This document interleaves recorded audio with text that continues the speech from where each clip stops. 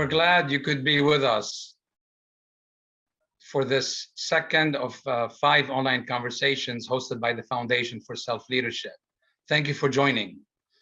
Our intent here is to figure out together why and how we need to build sturdier and more sustainable connections among our people and communities.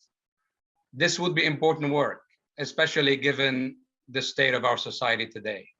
I'm Toufic Hakim, Executive Director of the Foundation, on behalf of our board and our associates who do all they can to move our mission of healing and well-being forward. I welcome you to a bridge between us. Before my opening remarks, please allow me to acknowledge today's solemn day in the US, given it's the 20th anniversary of 9/11.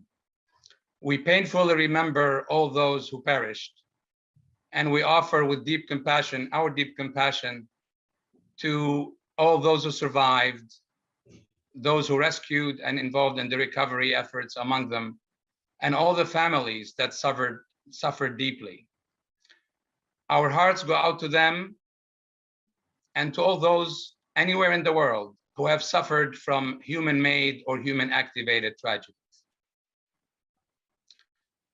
We find ourselves, dear participants, at a time when the basic tenets that hold society together are under threat and fraying in the US and in many places around the planet. Sadly, we are living in a conflicted world. People's views and beliefs, values, visions, and mindsets around the possibility of a future that's shared and valued seem at least to be drifting further and further apart. Some are even questioning whether the very notion of a common good is even salvageable. Well, many of us want to believe it is and want to work all we can toward it. And here we have a choice to make. One, we can become passive bystanders, take a passive peek, casual peek around us, or even resist looking. Let things slide off, argue things away, and go by our daily routines as if nothing happened, to the extent possible, that is. Or two, engage with full vigor and or militancy, working with all our might to change the reality to whatever we want it to be. Or perhaps three, somewhere in between, where we can get involved with passion and dedication, yet remain open to other perspectives and be not too attached to resulting outcomes. And perhaps set up very strict boundaries around incivility and violence. And remember that the best outcomes are those that count and include others across many cultures and experiences. And just as importantly, to exhibit in all we do enough empathy and love. Yes, love.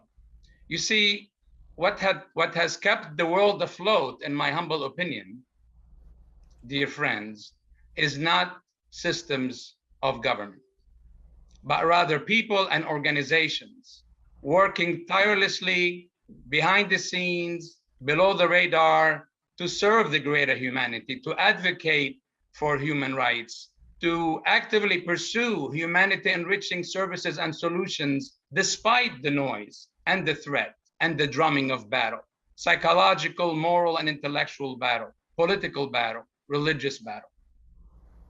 It is the proactivism of these people and organizations that have assured progress across human history. I'm reminded by a quote from Margaret Mead when she said, "Never doubt that a few thoughtful, committed people can change the world."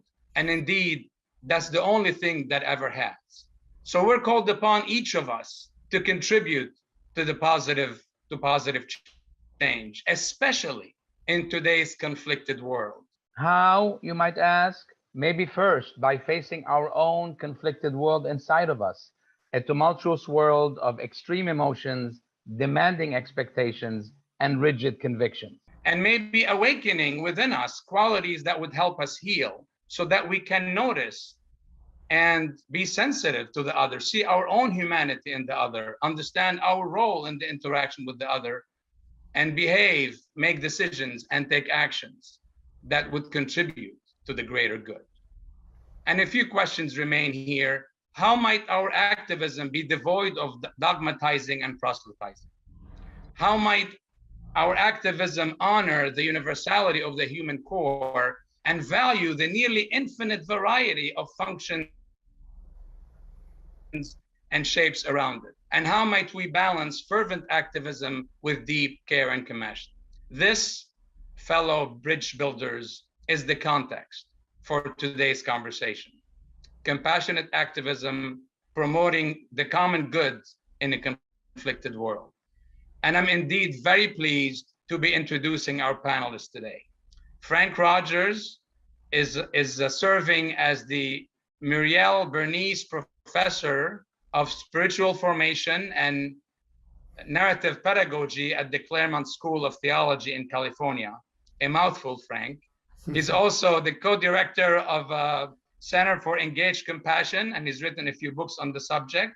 An IFS certified practitioner, Frank has offered workshops on integrating IFS with spirituality and social activism.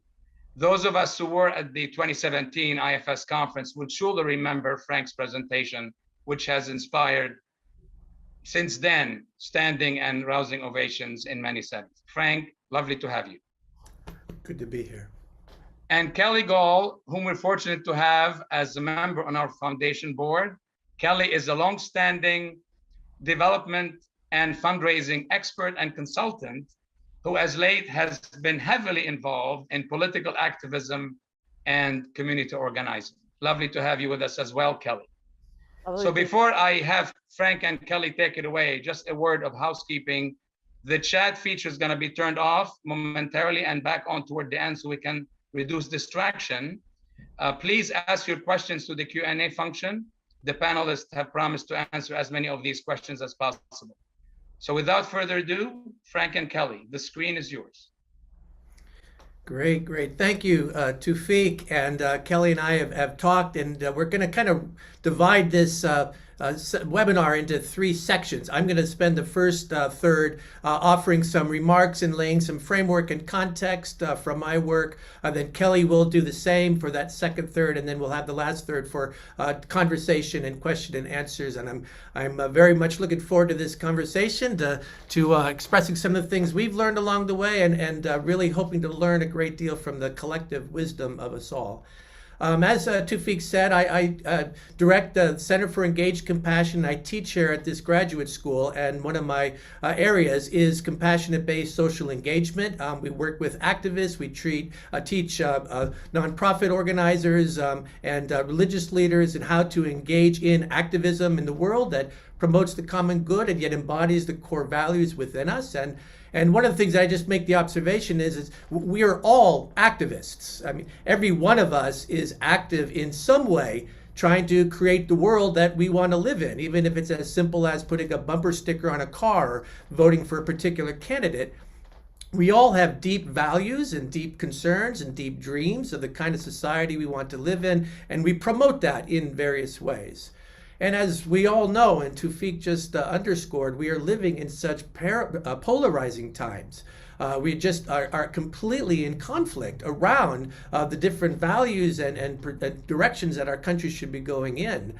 And the thing that is so amazing is that every single person on any side of the ideological divides are convinced that we are right, that this is what's best for our country, that our values are core and primary, and we are convinced in the rightness of our own causes. And yet we are living on such opposite, polarizing places.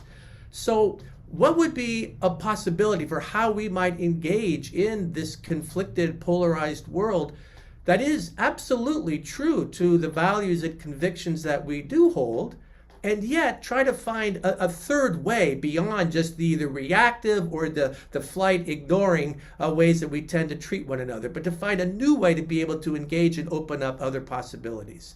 That's the kind of questions that we've been asking at the Center for Engaged Compassion, and I want to share just a few kind of principles or observations that we have made, especially integrating IFS with the work of social activism. And to give us a little texture to it, I want to begin by sharing a story of an example of what really embodies a number of the principles that we've been observing and discovering. This is a woman, Leah Rosen. Leah Rosen is a lesbian Jewish rabbi who moved to the Center Valley of California a few years ago, her and her partner.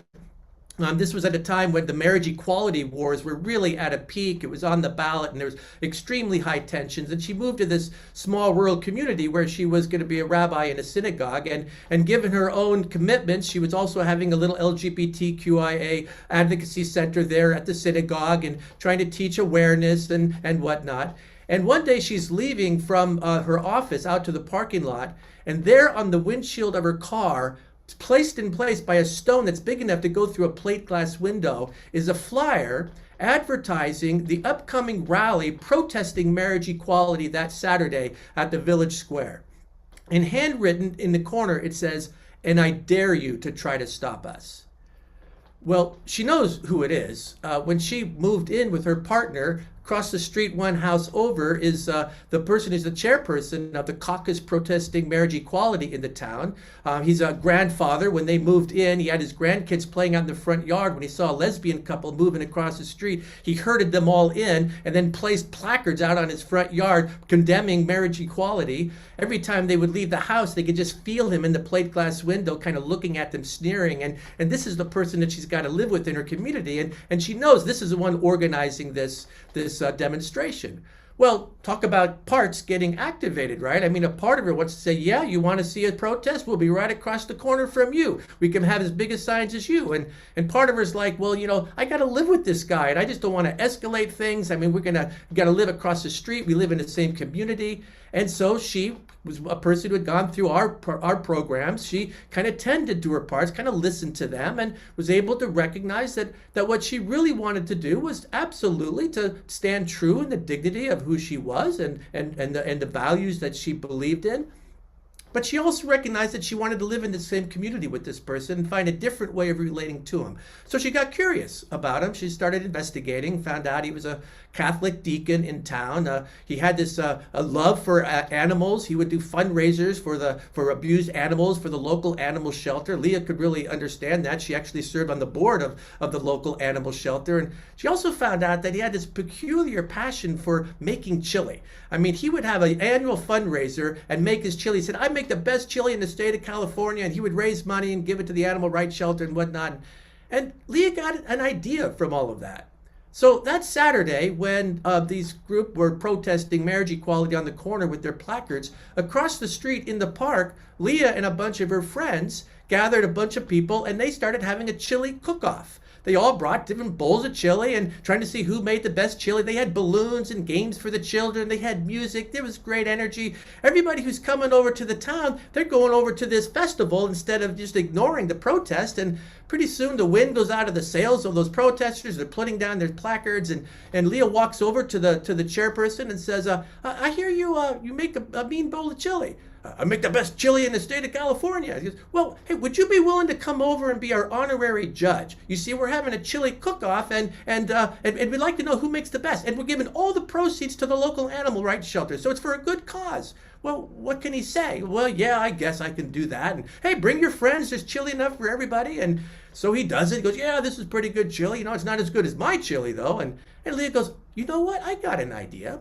Why don't we work together and have a citywide chili cook-off? We'll get all the constituencies on your side and my side and everybody that we know, and we'll just raise all this money and we'll give it all to the local animal rights shelter. Well, yeah, we could do that. And so they spent a couple months doing that. It's such a success that Leah goes to her board and says, you know what? I think this guy would be great on our board. What do you think if we invited him? And yeah, he's willing to be invited. And so Leah says, well, you know what? We live right across the street from each other. Why don't we drive together to the monthly meetings, and well, yeah, I guess we could do that. And so they start driving to the meetings each month, and after a while that turns into stopping for coffee and talking and chatting. And over the months that go by, this guy can't stand it, but he's starting to like Leah.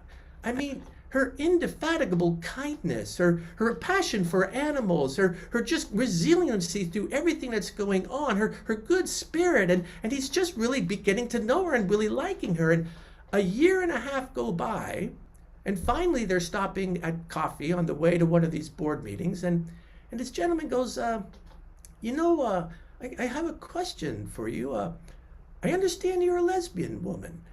First time this has ever even come up in 18 months.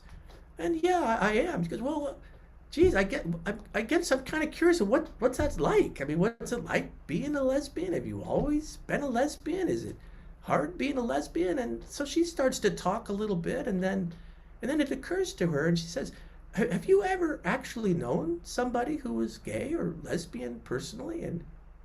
And then it comes out.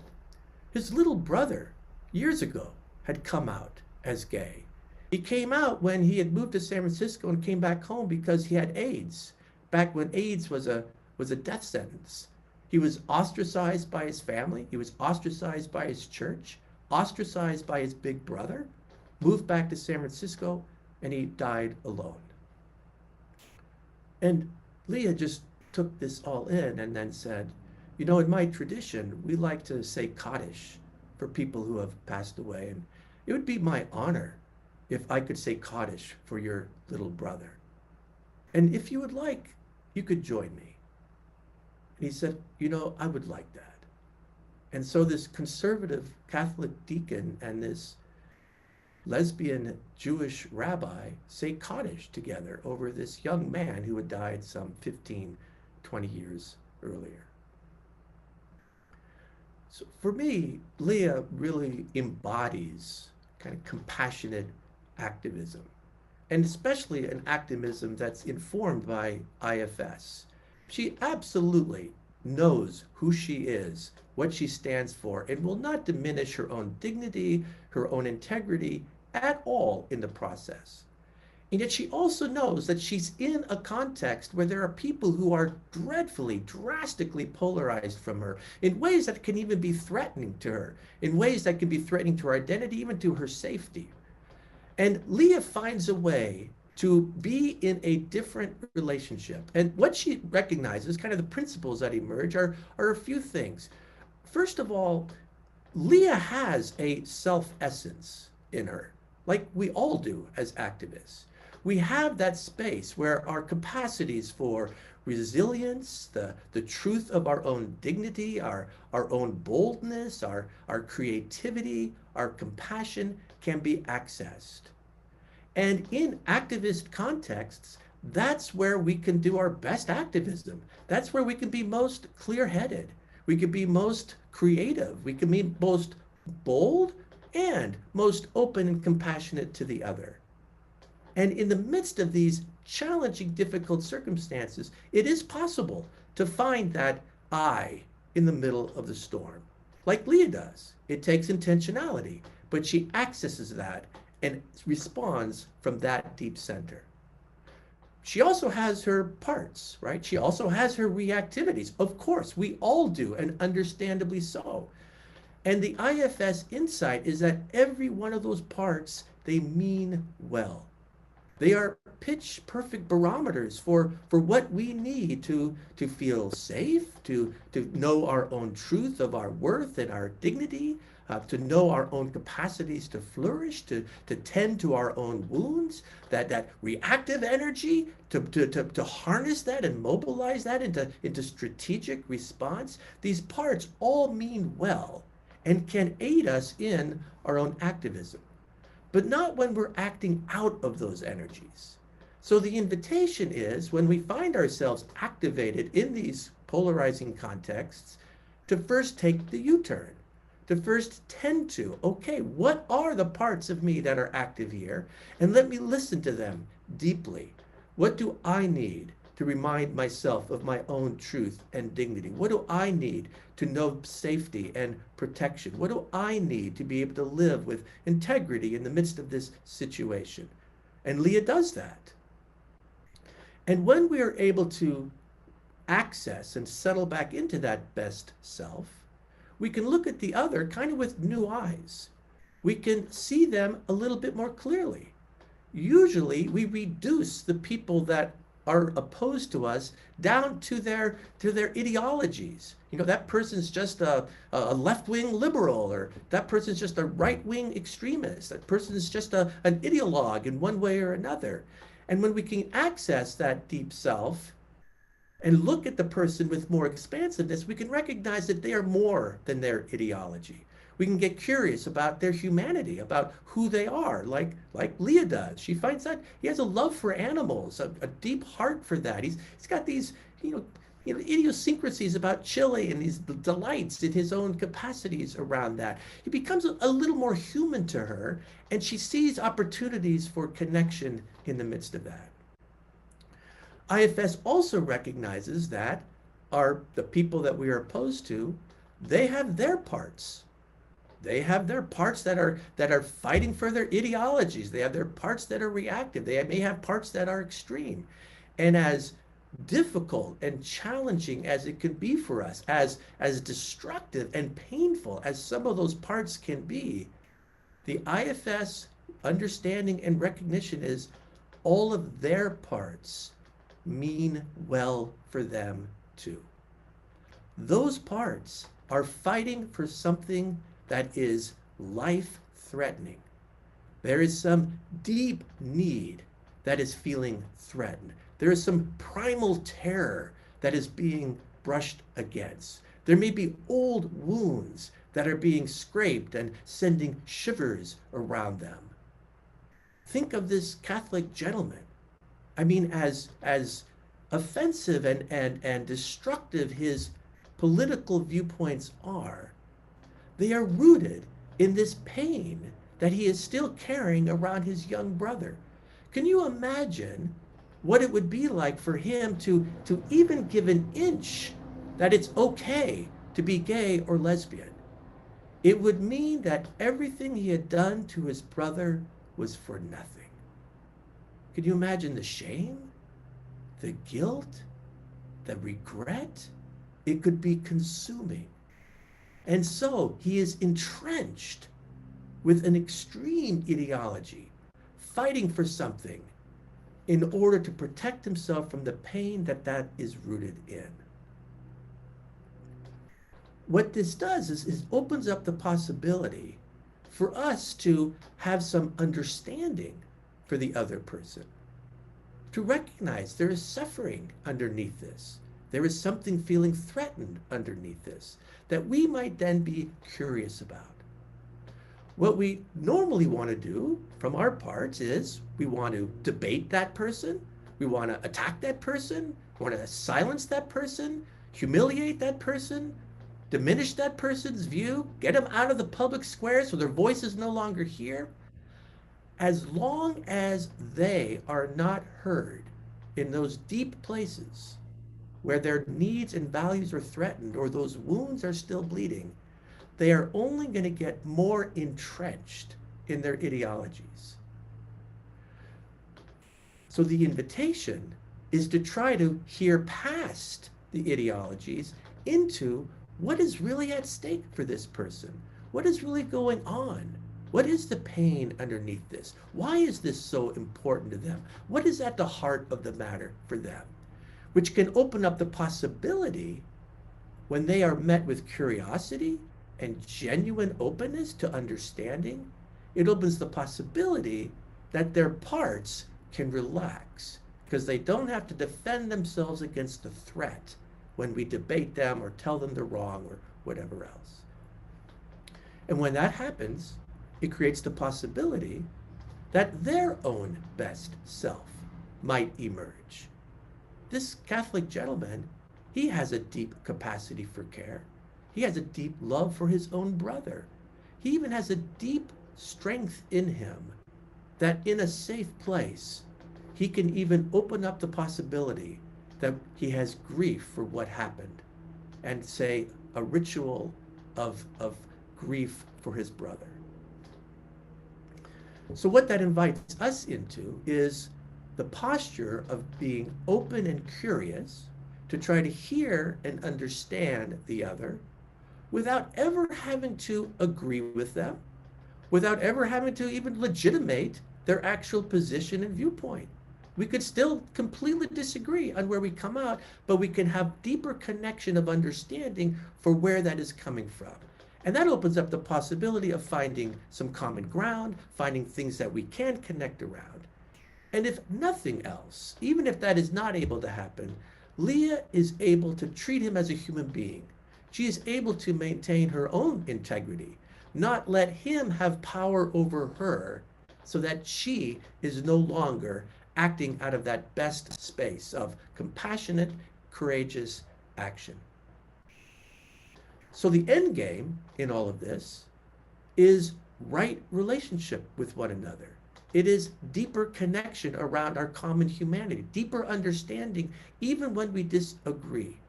The end game is not that we get our political agenda pushed and the other one silenced.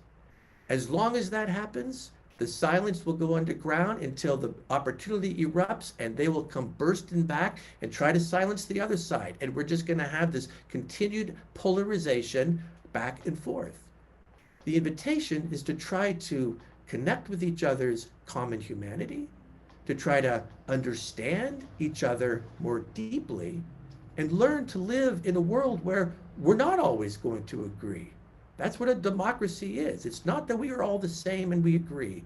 It's rather we find the capacities to be with each other civilly, honoring each other's humanity, even in the midst of our difference. It's hard work. It takes inner work. It takes courage. It takes creativity. It takes resilience. But in the midst of all of the polarized impasses of our day, this feels to me the most promising way that we might find something new connecting us. Thanks. Thank you, Frank. I'm going to bring my story a little bit closer to home. As we all know, we're in the midst of a raging pandemic, and there is a great deal of polarization around vaccinations and wearing of masks. I started my activism back in my late teens through the AIDS crisis. I came out when I was 17 years old and started seeing friends of mine when I was 18, 19 years old dying from this terrible disease. But I came from my activism from a point of anger. I didn't understand my parts at that time. But what I did realize was many of the people who were on the other side were coming from a place of fear. And I took that understanding in my life and moved it forward with my activism. And now we're at a crossroads in the country and the world when it comes to COVID and the vaccine. And my story is very personal because I have a nephew who I adore, who I'm very close with, who is refusing to get the vaccine. And it has triggered many parts for me. And so I had to step back and understand what was going on within myself. When he first, we were in Vermont, we were with his wife, and we went to Vermont on a trip. And we were going into a coffee store, and there was a sign on the door that said, you know, if you're not vaccinated, wear a mask. And he and his wife grabbed their masks and put them on. And I looked at him, I'm like, are you not vaccinated? And he goes, no, I'm young, I'm healthy. And his wife was like, my body, my choice. And I literally had to go and look at the art on the wall. That's how triggered I was. That's how my parts were so activated by what they said. And I have to come from him. Yeah, I look at the definition of compassion. It's sympathetic pity and concern for the suffering and misfortunes of others. And I don't pity him, but I am very concerned about the potential suffering that he would have to go through. I also have to understand that it's not just him. There's a baby. My niece has a baby. I worry about her and the threat to her. My mother-in-law. So I really have to unpackage all of these things within myself first.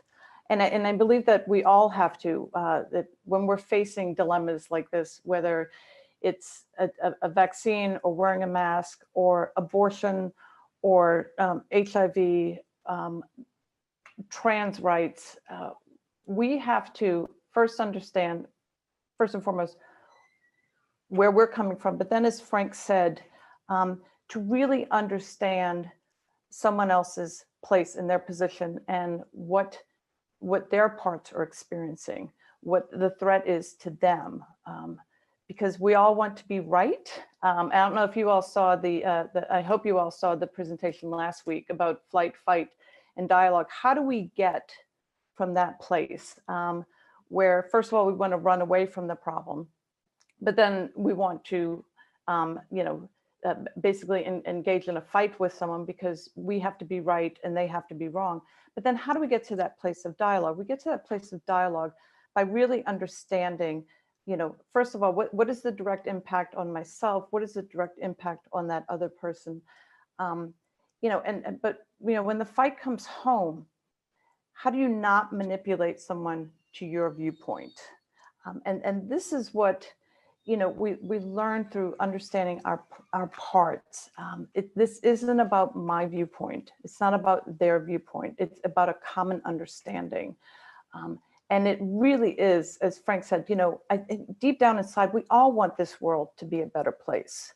We all want the world to be a place where we're free to love who we want and be who we are, and experience all the wonderful things that life has to give to us. But it's the curiosity, really, with the 8 C's, I say that I think the two most important ones when it comes to activism is courage and courage to confront, but also the curiosity and really being curious as to another person's viewpoint. As Frank was telling with his story with this woman, she was curious about why this man had these feelings towards her. He didn't know her. He didn't know her at all.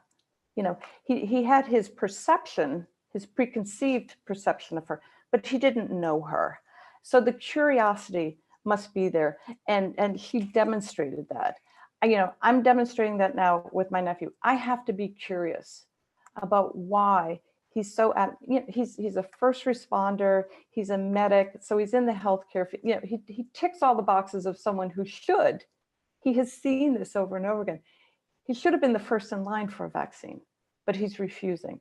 I have to be curious about what is it within him. What is that fear inside of him? What is that block? But also to not let my own parts try to take over and say, no, you have to do this. This is the right thing to do. Because at the end of the day, this isn't about me. It's really not about me. It's not about any of us. It's about all of us collectively.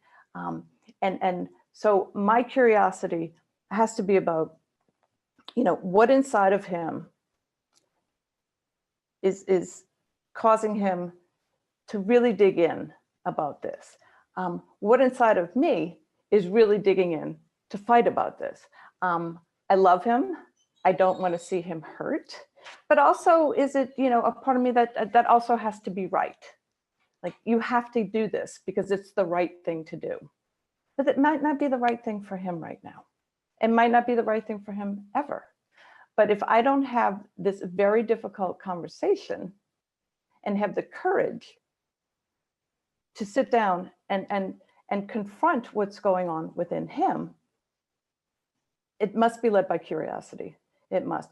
So when we're dealing with anything that's fearful, again, whether it's marriage equality, trans rights, AIDS, COVID, we must be curious. We must ask others, tell me, I want to understand. I want to understand where you're coming from. And I think that's where activism, we've lost that. and it's very sad to see in our society that there is not dialogue anymore. There are, as Frank said, there's people on one side of the street and people on the other side of the street with their signs, and there's yelling and there's screaming, but there isn't dialogue. So what I would say is we need to invite people to the table. We need to sit down. We need to be courageous, but we need to be curious. And I would invite people, when they're confronting these issues in their life, to be curious. Thank you, Kelly. While we're kind of waiting for other questions or interests, I just really want to underscore what you say about curiosity. I think that is absolutely critical, and it is so rare. But I'm thinking of work in conflict transformation, that every position that is staked out, it's really rooted in some underlying interest, some underlying value that's feeling threatened, or something at stake. And we tend to only battle each other at the level of the positions, or debate the merits of the positions, instead of trying to get underneath. So what is really at stake for you? What are you really wanting to hold? What's the heart of the matter for you around this? And when that begins to open up, there's the possibility for more to say, oh, okay, well, I can understand wanting to preserve the value of your own autonomy, or your own dignity, or whatever that might be. But I get more understanding. But it takes curiosity for us to be able to hear underneath those positions. There's a question from Michael about the tension between individual choice and collective harm. I think the notions of courage and compassion and curiosity have landed well. You made a very good point about those. What happens when individual choice and collective harm collide? How do we deal with that situation? And Michael, goes on and says, if we shift the conversation from vaccines to, say, drunk driving, doesn't the collective have a right to assert itself? Where's that boundary? Yeah, so I'm happy to start, Kelly. Certainly. But I would say absolutely. I mean, first of all, absolutely. I mean, we have to preserve safety. I mean, a lot of my work is in the area of child abuse, and absolutely, we got to keep our children safe. And when there are persons who are dangerous, people who are driving drunk, absolutely, we need to put in boundaries. We need to curtail that behavior. We need to keep the vulnerable safe. When people are egregiously involved in destructive behavior that is damaging to the community, we may have to sequester those people as well. Absolutely, we need to be firm around drawing limits around violation. The question is, in what spirit do we do that, though? There's a spirit where we could do that is just demonizing. That person's just a monster. That person's just, entrenched and has nothing good in them.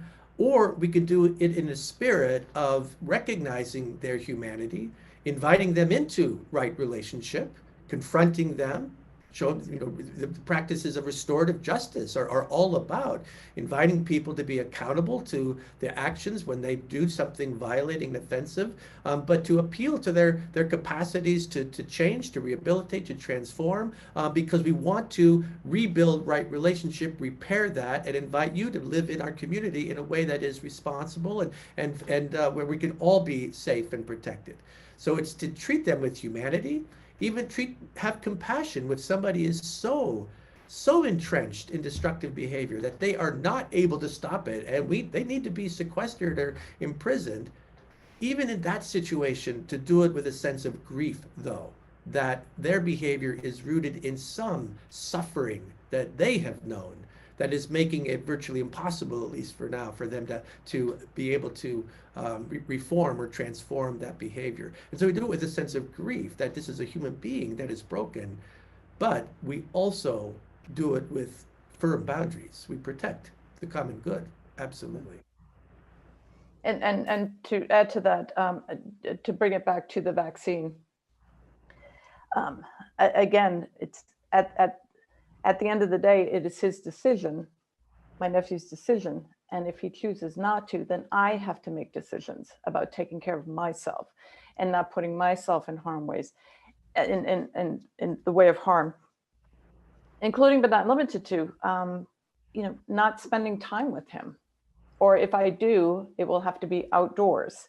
And I would ask him to wear a mask. So I would have to set up my boundaries and what is comfortable and safe for me.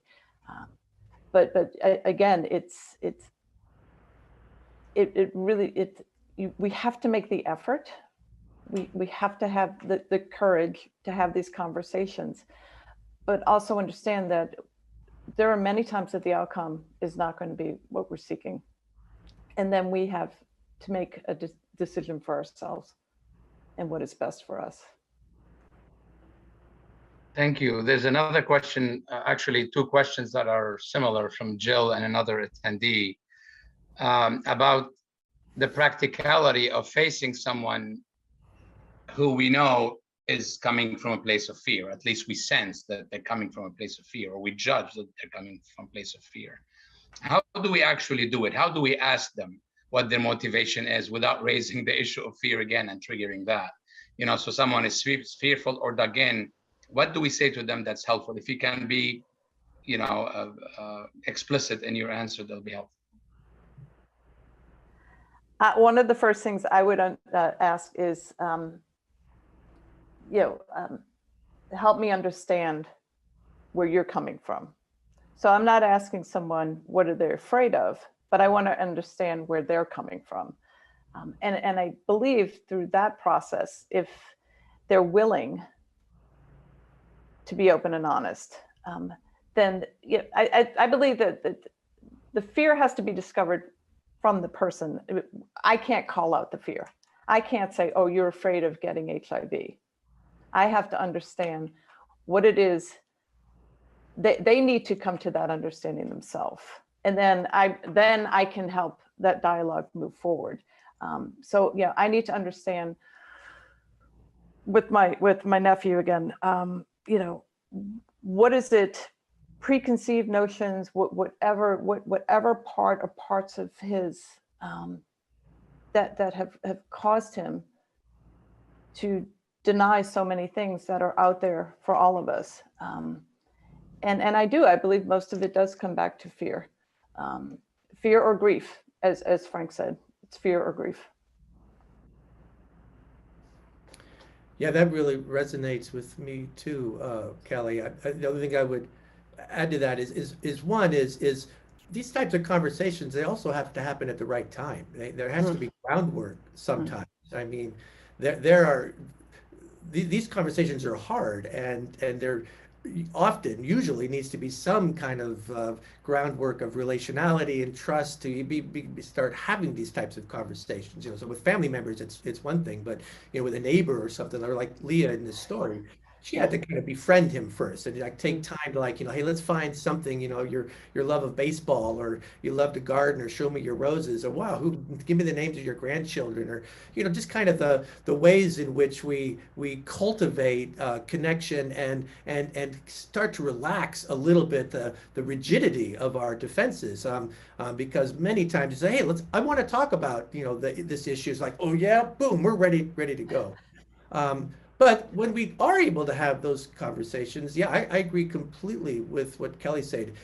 It would not be helpful to say, you know what, I can tell that you're afraid of something. Tell me what you're afraid of. It's like, I'm not afraid of anything. Who the hell are you to tell me I'm afraid of something, right? I mean, that's something that has to be emerged from within. But what you can say is something like, wow, I see you have really strong feelings about this. Help me understand, what's at stake around this. What's really important to you about this?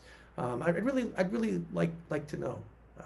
I'm thinking, in terms of an example, I just popped in is I don't know if y'all know Megan Phelps Roper, but Megan Phelps Roper was literally the poster child of the Westboro Baptist Church, which is the organization that was so heterosexist that they would show up at funerals and have placards for people who were gay or lesbian who had died, and placards saying that they're going to hell and whatnot. And she was a young girl with one of these things at 5 years old, on the cover of Time magazine or Look magazine back then. And she grows up to be, you know, a young adult. She has a web page propagating all of this rhetoric, and she knows she's going to get people yelling at her and debating her and all of that. But she ended up having, there was a couple in Los Angeles, a lesbian couple who just said, you know what, let's just kind of get curious about her. And so they just started sending her emails. Hey, you know, what was it like to grow up in the Westboro Baptist Church? And, you know, you guys seem to be really, really, focused on this particular issue. What is it about this issue as opposed to other issues? Or what are the values underneath that you're trying to defend and hold? And she was treated with such interest in her own humanity that it took her off guard. I mean, she was expecting to be reviled and ridiculed or debated, but they were genuinely curious. And so she genuinely started to answer, and she started asking them questions. A dialogue began to emerge, and then over time, it's like these persons became human to her, and she couldn't reconcile them with her own beliefs. And over, you know, great period of time, she begins to reject her own upbringing around that. She gets ostracized by her church, and now she gives TED Talks about how do you talk to extremists. When people are in extreme views, be curious about them and just listen to what's going on with them. And if nothing else, give them the experience of being heard. You don't have to agree with them in any way, but give them the experience of being heard, because sometimes it's not being heard, the pain of that down in their depths, that is fueling the extremism. So just be curious, you know, tell me more. Tell me about yourself. Tell me about where this comes from. Tell me about what it's like. That's what I would suggest too. So how would you do that when the person is coming from a place of anger, which, you know, the tone is going to be different than if maybe coming from fear, even though sometimes the fear is hidden and not obvious to the naked eye? And especially, how would we recommend to have this conversation as an attendee posed with political allies who are coming from a place of anger? And if I can just take it one step further, you talked at some point, Kelly, about having to deal with our own issues, make the decision ourselves. How do we deal with our own fear and anger when we find that the other person's decisions or behaviors are going to trigger those in us? Well, I think first we need to understand what our own motivation is when we address these issues with other people. I think it goes back to what Frank said. You know, if I'm at an anti-abortion rally and we're on opposite sides of the street, I cannot walk up to a stranger and start having this conversation. It will go nowhere for either one of us.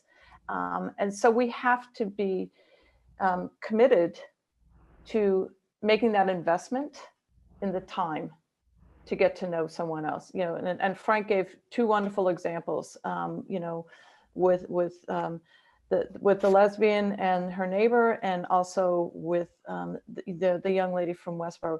People took the time to reach out and really to develop, at least start a relationship with someone.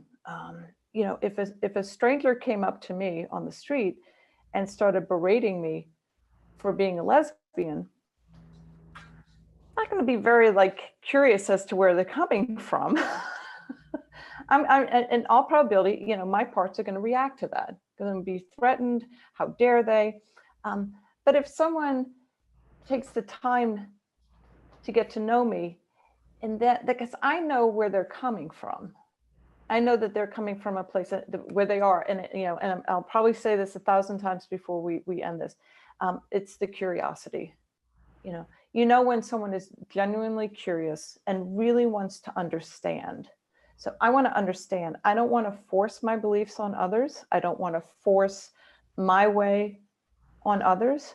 I want to understand where they're coming from, but I also want them to understand, you know, it has to be a two-way street. I need them to understand where I'm coming from, and I need to understand where they're coming from. Yeah, I resonate with that too. I mean, that self-energy, I mean, it's a qualitatively different energy, and we feel it when we're in the presence of it. So we know the difference, and others do too, when we are genuinely curious, genuinely non-reactive, genuinely interested in what's going on I'm not going to judge, I really just want to understand. We know the difference when a person's in that space or not. And in the midst of anger, I mean, it really depends on the context. I mean, most times probably when someone's enraged like that, it's not the time to have that conversation. It's time to say, I can see you really feel strongly about this and you're really upset about this. I'd love to have a conversation with you about it sometime if you're open, but not right now. I need to kind of distance myself from this in the midst of that. And we also need to always be taking that U-turn, so when somebody starts getting angry, what's going on in me? Am I getting alert? Am I getting angry right back? Am I getting afraid? Those are my parts. And if I respond just out of either one of those, then that's not a self-led place. So the invitation would be, well, let me listen to what those parts are saying and then make a grounded decision from that space. And maybe what my parts are saying is, this is really not a safe person right now, or this is really not the safe context. So you know what? I need to go do something else right here. And there are those occasions when we really are in that grounded place and somebody is very agitated. We can say, whoa, we can kind of talk them back from the ledge. Whoa, you are so angry right now. And what people need, it's their parts, and the parts need to be seen and recognized and honored. That's how a part relaxes. And so if you find yourself in a context where there is that kind of anger and you have to have that conversation, that's what I would say is stay nonplussed, stay in that grounded, courageous space and mirror back. Whoa, okay, I see you are really angry about this. You're really upset. I hear that. Yeah, so what's going on? What's the matter? What's at stake here? Yeah, I really hear that. I just sort of help them kind of be heard to the point where they could relax. Sometimes it's not able to happen, and okay, now's not the time. And that's Thank so you, important too. Sorry, go ahead. Sometimes I was going to say that's so important. Sometimes people aren't going to respond on our timetable. Right, exactly. You both alluded to self-leadership, and you actually mentioned the term self-energy, Frank, as you were describing the state and this position in face of very activated parts.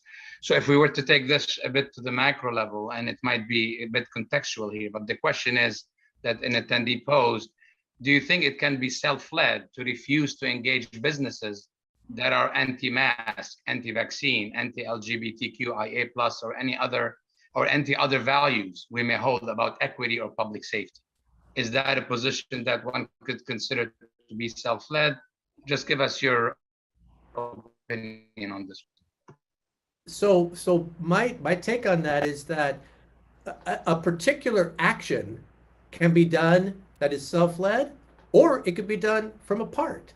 So it's not the particular action itself that helps us determine was that self-led or self-not. I could boycott a business from a part that is very dehumanizing and just wants to diss them and just glorifies in their losing their business and they go out of business and good for them, and that would be a part that engaged in that social protest. Or absolutely, it's possible to be self-led and say there are businesses that I am not going to participate in, and because of their views or because of their policies. Absolutely, that could be done from a place that's self-led. It also might mean that there would be pain to those folks, and we would go, yeah, and that's sad, and I grieve that, but I still really believe that this is what is right, and so we're able to be in that energy that's not just dehumanizing and kind of prancing over them, and nor just being reactive. Absolutely, those kinds of policies could be self-led. Mm-hmm. And I think it depends on the circumstance. I believe, with a business that's anti-mask, it's my decision not to go to that business for my own self, my health and safety and well-being. Where if a business is anti-LGBTQ, it's more of a political statement for me. So it's more of a broader scheme for me. Then it's not about me as an individual when it comes to a mask, but this is more about not only myself, but a community and a whole of people. So again, I think it really depends on the circumstance. But it's how far do you go with it? You know, as Frank was saying, you know, do you get online and social media and start posting about this business and how terrible they are? Or do you get on social media and say, you know, I'm making this decision for these reasons, and I believe this is what's right.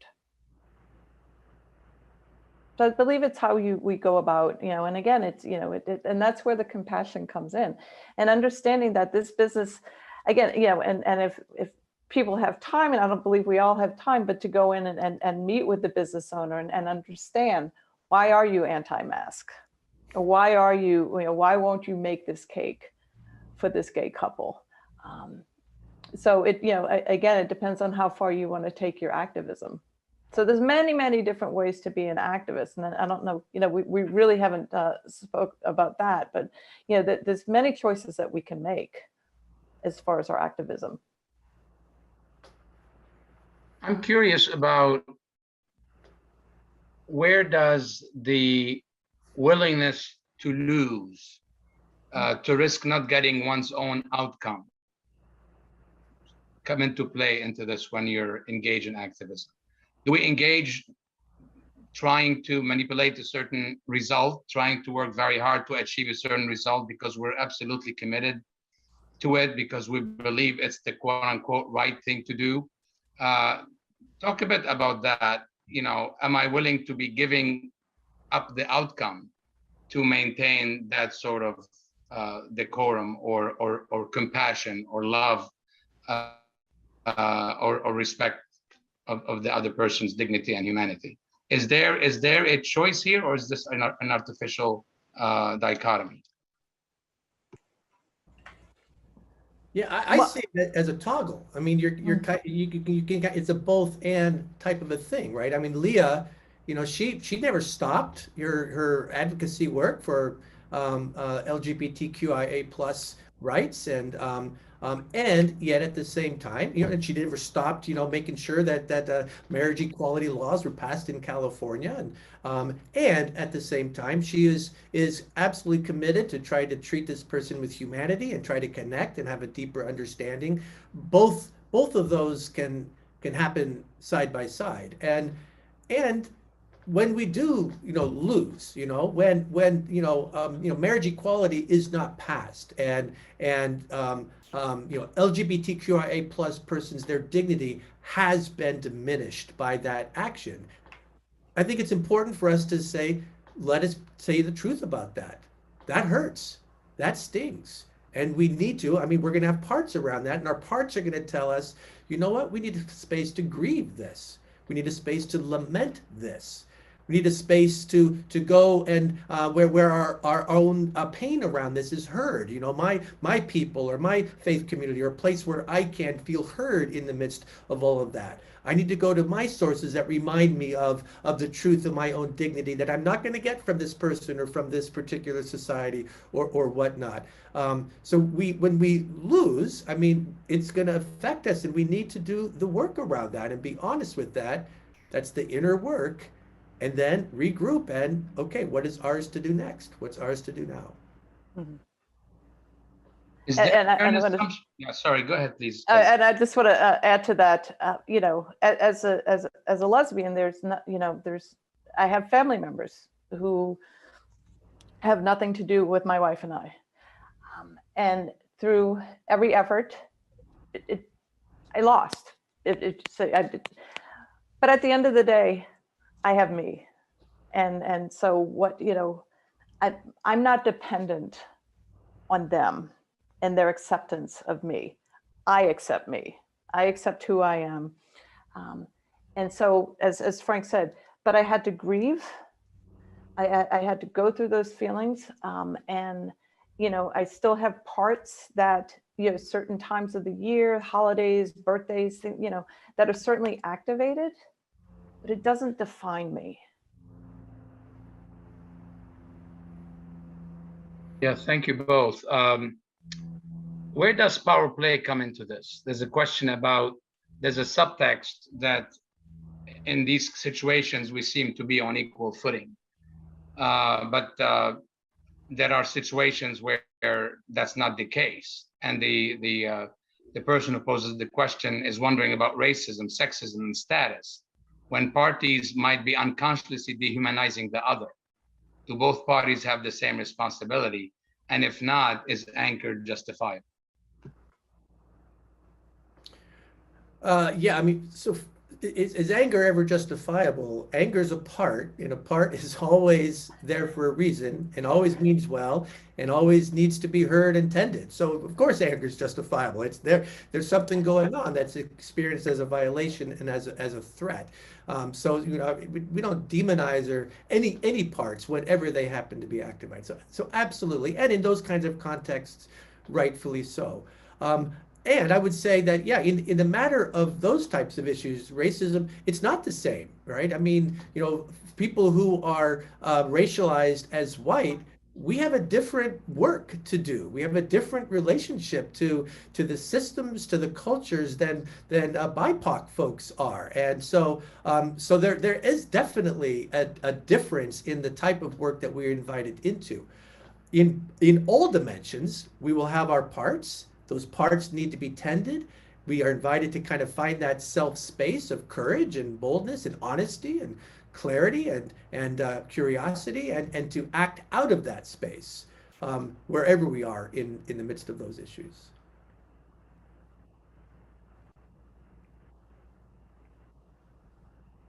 I have nothing to add to that. It's perfect. Thank you. A couple interesting questions. There's one from Hyatt about activism as engaging in community organizing and collective action versus changing individuals' minds. Could you comment on that interesting comparison? I could say that I live in a small town right outside of Boston and in Winthrop. And a group was formed about 2 years ago called One Winthrop, primarily for activism within the town. There were people that saw inequities, racism, many isms, and so it's a collective group that works for activism. I think what matters is to be very clear when you're going to have a group that is going to be about your values and your visions for what you're doing. But again, when we're talking about individual, because we understand our parts. When you get a group of people together, we don't have that same toolkit. So I believe it's up to us as individuals when we get into a group to help introduce that, to help introduce to the group, to not react to what's going on, but to understand. And again, it goes back to that curiosity. Why do we believe that people in Winthrop feel so strongly about, when we raised the gay flag in June, and so many people in Winthrop, were vehemently opposed to it. Be curious about why that happened. It's not about, how dare they, but it's about what's going on here. Yeah, and that kind of comes back to, I mean, the action in and of itself isn't necessarily self-led or parts-driven and reactive. It could be done from either energy, and community organizing certainly could be done in a strategic and grounded, self-led kind of way, and it could be done in a very destructive, maligning way as well. So it depends on the way in which it's being cultivated. Yeah. And, I think we see that with what's going on with the polarizing groups in this country right now. Like them or not, but the Proud Boys feel very strongly, and they believe that they're coming from a place that they believe is right. So there's many different types of community activism, and it's not all positive. They're activists. They are activists. There's a question from Glenn, and I believe, Glenn, you asked it last time as well, something similar. He's asking you to give examples of or thoughts about creating activist groups manifesting collective self-energy, since you've been speaking primarily about individual activism. Could you repeat that, please? Yes, I'll read the question as Glenn posed it. Okay. You have been speaking primarily about individual activism. Do you have examples of or thoughts about creating activist groups manifesting collective self-energy? In other words, going from the individual self to the collective self. Could you comment on that? I mean, when you ask for example, I mean, I like stories and that they make things concrete for me. And you ask for example, I just kind of Rolodex through the stories that I know of collective action. And I'm thinking about the town in New Wunstel, Germany, which is the birthplace of Rudolf Hess. And every year for a while, a group of neo-Nazis would do a parade on the birthday of Rudolf Hess, from his birthplace in the center of town out to where he was buried, maybe, I don't know, a few kilometers outside of town. And the parade would be, all promoting fascism and neo-Nazism. And the town people, I mean, they were infuriated, right? I mean, what are we going to do in the midst of this? I mean, if we just deny them access to all this, it's just going to play into their own sense of, oh yeah, everybody has freedom of speech but us, and our own sense of marginalization. But just to let them do this unscathed is infuriating. And so the group of people got together and they said, okay, let's kind of take away the the fight or flight instincts, right? That are kind of right there reactive to us. Let's just try to be curious and creative. Let's see what might be out of the box types of things that we might do. And all of a sudden, they got this great idea. They decided to turn the parade into a walkathon.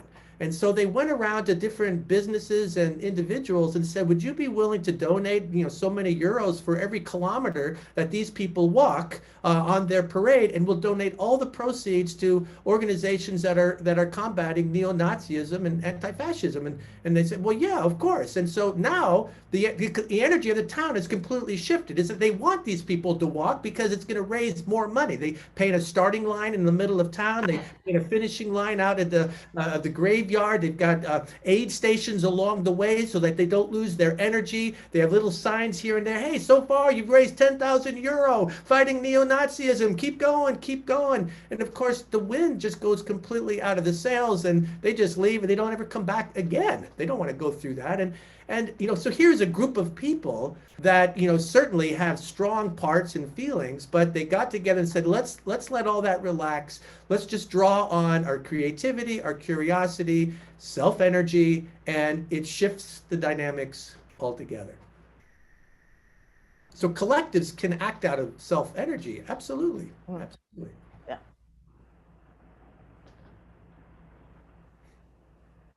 And I think we've seen that, and we'll see it again in a couple of weeks, with the Women's March.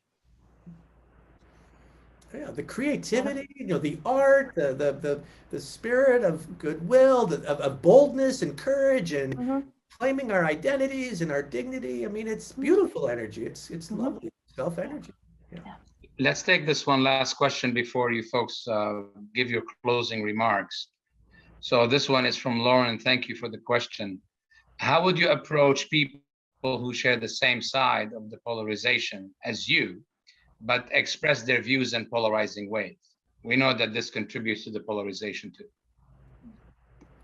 Great. That's a great question. So my sense is we are loud to the extent that we feel unheard.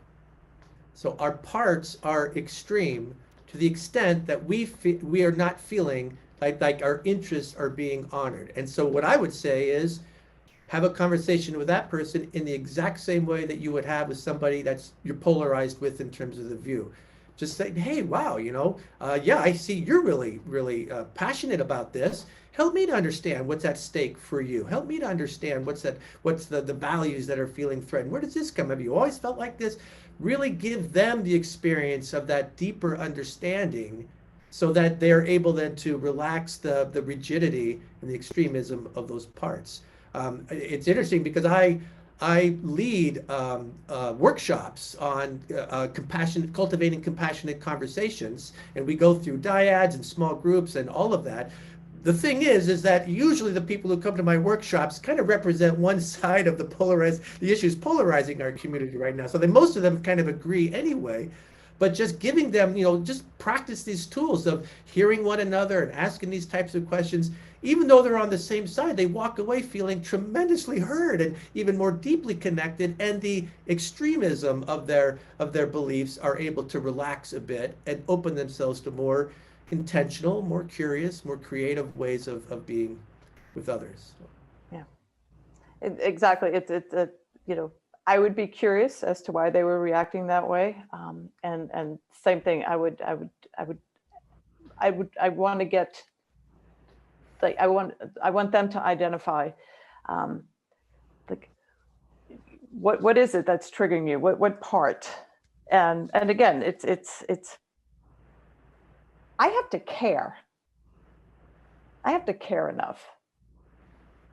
And I think, we're activists because we care. And if someone else is on the same side as me, but are reacting in a different way, I care enough, first and foremost, about the cause, but also about, because if I see someone acting in a way that could be detrimental to what we're doing, even if they're on the same side as we're, I care enough about the outcome that we're looking for, but I'm also curious as to why.